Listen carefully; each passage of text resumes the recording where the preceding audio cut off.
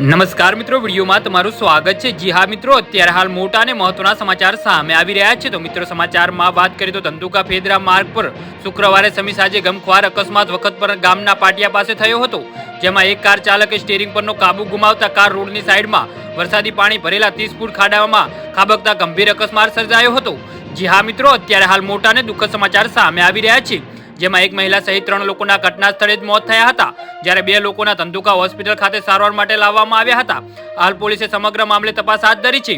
Dhandhuka Fedara highway પર વખત પર પાસે પૂરપાટ ગતિએ આવી રહેલી કાર ચાલકે અચાનક સ્ટીયરિંગ પરનો કાબુ ગુમાવતા કાર રોડની સાઈડમાં ફંગોળાઈને 30 ફૂટ ખાડા વરસાદી પાણીના ખાડામાં ખપકી હતી।